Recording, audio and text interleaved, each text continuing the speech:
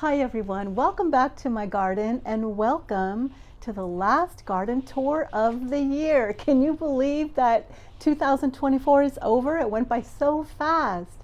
In today's video, I'm going to walk you around my garden and show you what it looks like in the winter time. Because I garden in California, Zone 9B, there's still things to see, including sunflowers. Can you believe it? I mean, that's completely crazy, right? Sunflowers in December. Well, it's true. So I'm going to walk you around my garden and show you what's going on. So here's my little garden in California, Zone 9B. Not bad for December, I would say. There's still a lot of things that are growing on. Because my garden is so small, that's why I added all these colorful doors, because it just gives me the chance to add more color to my garden when I don't have a ton of room for plants. I think right now in December, this little corner is becoming my little favorite corner because there's a lot of color right here. In this little corner, I have my paper white bulbs that are starting to come up. I just cannot believe how early they have arrived, and I've been watching a lot of other garden channels and I'm seeing the same thing throughout YouTube. A lot of people's gardens are already sprouting their paper whites. Aren't those cute little pots? I just painted those. And I'm gonna plant some more bulbs in these little pots. Yes, I just confessed I haven't planted all of my spring bulbs just yet. I know I can't be the only one. Okay, this is crazy. I have sunflowers trying to make an appearance. This is so crazy. I love my geranium. It seems like the geraniums like this weather. And check this out. Maybe you can help me. This just keeps popping up. And is this a holly? There's like little, I don't know. The leaves are kind of thorny, but I have no idea what this is.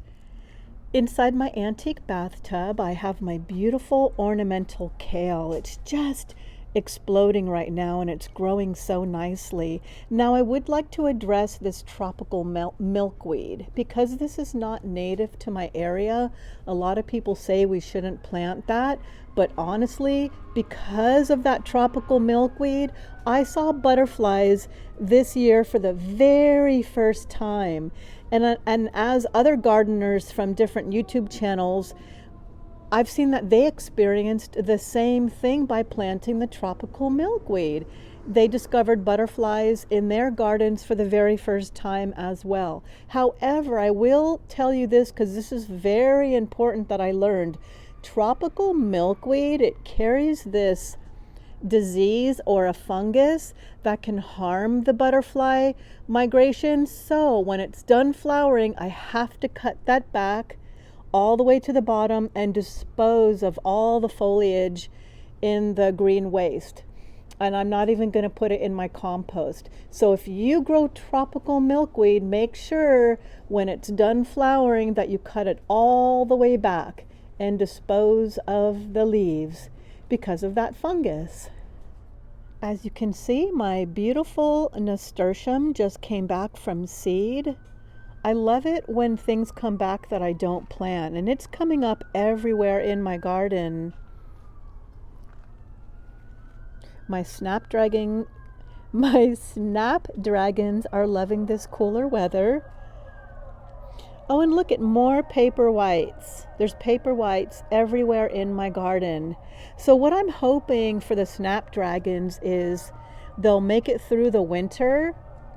And right now they're establishing a really good root system. So come spring, I expect them to be even bigger. Look at this beautiful rose. Isn't that just so beautiful? Can you hear the noise in the background? It sounds like there's a parade. It's just so beautiful. I love roses. I know people struggle with them, but I just understand them and they grow so well for me in my garden. So I am going to plant more. Okay, check this out. Yeah, sunflowers. I know, this is crazy, right? Well, what can I say? I garden in California, Zone 9B, and the reason why it's toppled over is because we just had a major windstorm a couple days ago and this whole thing fell down. But honestly, I'm not going to dig it up or cut it down because this is going to provide a food source for the birds when there's not too much else for them. Oh my goodness, now my dogs are howling. There's definitely something going on. Now, this bed here isn't attractive or fun to look at, but what's going on? There's a lot of good stuff going on here because I pruned back my butterfly bush and my gara, and the fig tree lost all of its leaves. I'm just basically composting on top of everything right now. So there's a lot of hay, chicken debris from the coop, leaves. There's so much going on right here. It looks bad, but this garden bed is going to love it come spring. A lot of good composting going on. And in my tires, I have some little pansies with miniature roses in each one.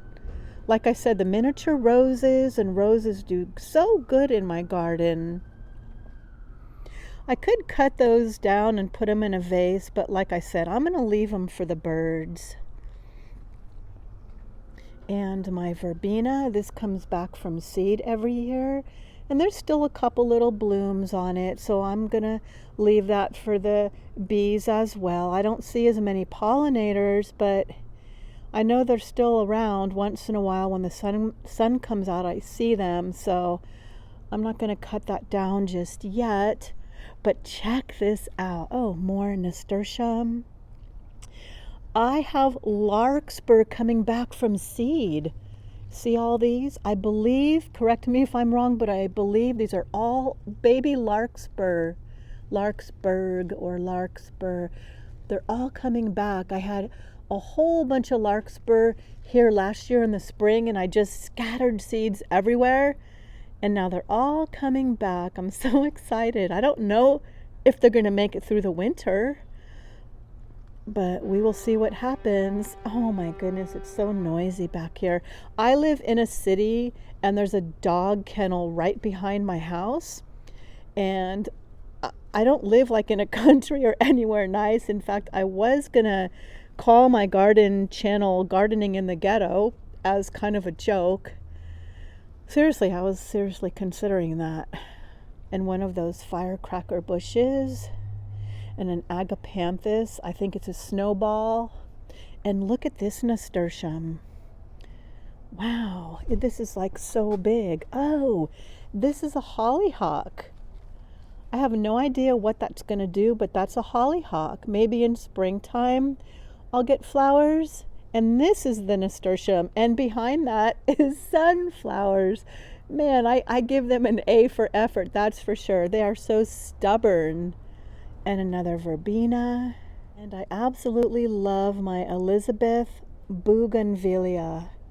I'm really considering, oh, my finger was in the way. I hope it wasn't in the way that long. I'm really considering growing another bougainvillea up these archways. Oh, I almost tripped. Oh my goodness. Okay, let me think. What am I doing here? Okay, let's go back over here. The blue door is a new door that I painted. Behind that is a Mahonia Soft Caress.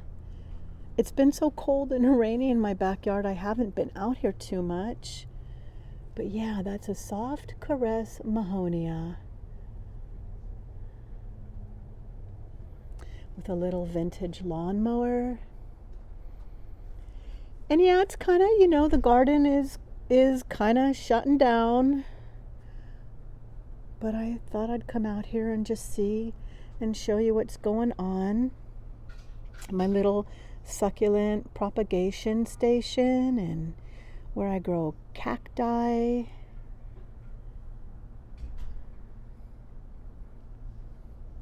And over here in my water fountain garden, My morning glory vine has completely died back. It just does not like the colder weather. But that's okay because that was only temporary. I only put that up to cover the archway. But my plan is to have something there more permanent, like maybe a clematis. So I will be taking this down, obviously, unless it reseeds. Morning glories, my goodness, that's a very good possibility. I do have a ton of spring bulbs that I'm going to be planting in all these pots. It's just a matter of coming out and doing it. There's some more paper whites in there. And I'm going to plant all of my spring bulbs in these pots as well. And again, there's more paper whites right there. I am going to have to prune back all of my creeping Jenny. It does not like this colder weather. And I am planning on putting more of my spring bulbs in my cottage garden area. That'll look so pretty in the spring, don't you think so? Tulips and daffodils. Maybe I'll even plant some in here because this vinca's done. The foliage is still growing, but there's definitely no more flowers, that's for sure. But I really have been enjoying the cordyline in those tires. I'm so glad I took a chance and planted that. I've never planted a cordyline before, so I really like that. And behind that is a pink jasmine that will be blooming probably March or April. Pink jasmines smell so good. I'm not going to take you back here. That's my narrow space vegetable garden. It's 3 feet 4 inches wide. Everything's kind of done and dying, and so there's really not much to see down there, so we don't need to go back there right now. Well, hello there, Miss Cookie. Hello there, Cookie. That's my beautiful cat named Cookie. I called her Cookie because it looks like she has cookies on her. She's the sister of Tommy. Okay, now over on this side, I'm just going to show you. It's not looking really pretty because I'm composting right now. I'm planning on planting a nice big rose there, so I'm doing a lot of composting and making free fertilizer, so come springtime the plant will thrive.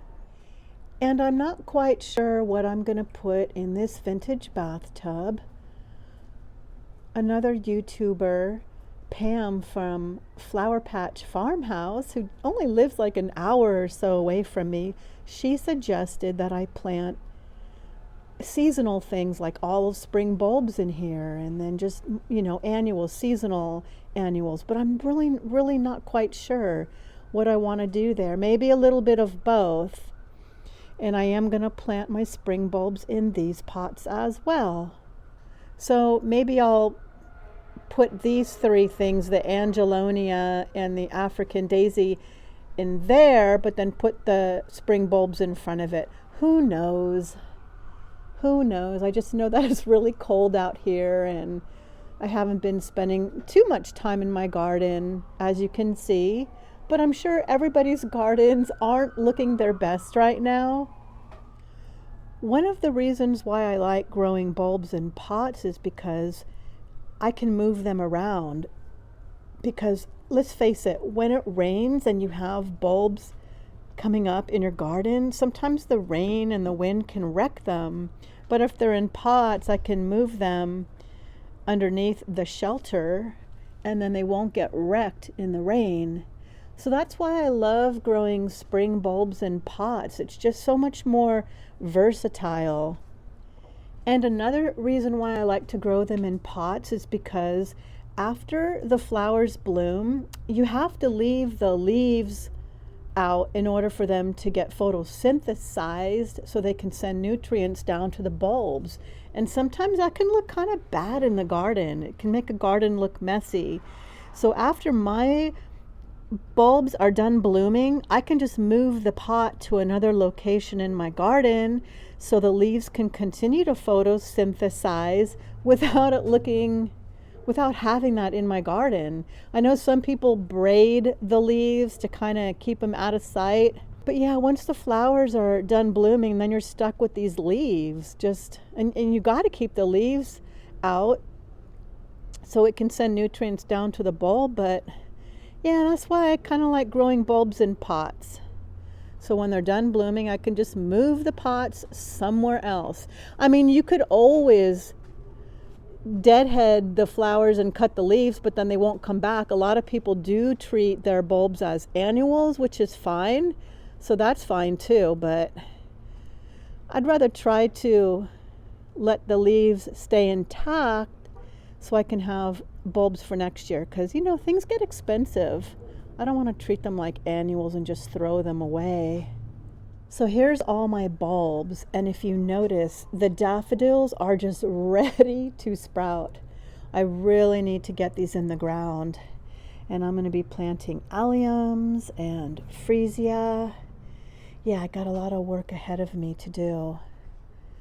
I also have some tulips, but those are in the refrigerator right now because those are one bulb that definitely needs to be, it has to go through that stratification process. That means it has to get chilled. I just keep them in there for about 12 weeks. They've been in there for a few months now, so they'll be ready to come out, wake up, and be planted in my garden. And this is just my little happy place. I have a very small backyard, but this is my little area where I sit down and have my tea and read scripture and just connect with nature and God. My little happy place. Little funky garden art and thrift store treasures and just fun stuff that makes me happy. I painted these saws and shovels. This is a maidenhair fern. And that's my potting table. I wish I had a potting bench, but hey, you know what? I'm just so blessed and grateful that I even have this little yard. I used to live in a condominium when I was younger, and I just had a little tiny balcony. So I consider this a blessing. This backyard would be small to many people, but for me, I just count all of my blessings and I focus on what I do have, including this little table, which is my potting table and where the cats eat. Thank you for watching my video. I hope you enjoyed my garden, and I hope you have a happy new year. Bye.